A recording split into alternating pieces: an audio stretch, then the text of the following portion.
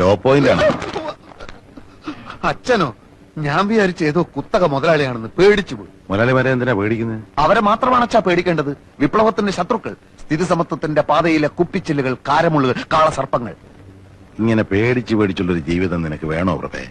വക്കീൽ ഭാഗം പഠിച്ചിട്ട് നീ എന്താ കോടതി പോവാത്തെ? കോടതി പോകാൻ വേണ്ടി അല്ല അച്ഛൻ ഞാൻ വക്കീലായത്. നേതൃസ്ഥാനത്തേക്ക് ഉയരാൻ ഇപ്പൊ എല്ലാരും LLB എടുക്കണ്ടല്ലോ. സാധാരണക്കാരനല്ലെന്ന് മറ്റുള്ളവരെ തോന്നിക്കാൻ ഇതാണ് അച്ഛാ പറ്റിയ മാർഗം. കോടതി കേസ് ജയിക്കാനൊക്കെ നല്ല മിടുക്ക് വേണ്ടേ? നീ ലോ പോയിന്റ്സ് ഒക്കെ എഴുതിയെടുക്കാണെന്നാ ഞാൻ കരുതിയത്. അല്ല, ഇത് ഞങ്ങളുടെ താത്വികമായ പുസ്തകങ്ങളാണ്. ഞാനാണിപ്പോ മാനങ്കര മണ്ഡലത്തിലെ പാർട്ടിയുടെ ബുദ്ധിജീവി. സ്റ്റഡി ക്ലാസ്സുകളൊക്കെ എടുക്കുന്നത് ഇപ്പൊ ഞാനാണ്. ബുദ്ധിജീവി ആയില്ലെങ്കിൽ ഭയങ്കര പ്രശ്നമാണ് അച്ഛാ.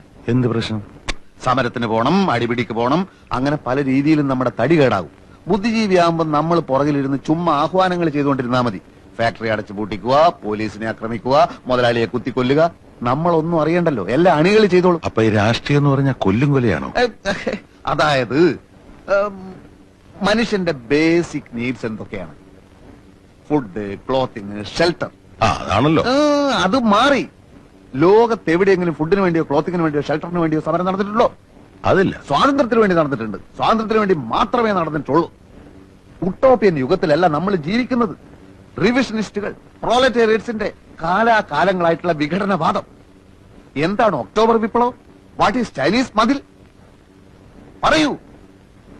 അച്ഛന് സംശയം തീർക്കാൻ ഞാൻ കുറച്ച് പുസ്തകങ്ങൾ തരാം കേട്ടോ.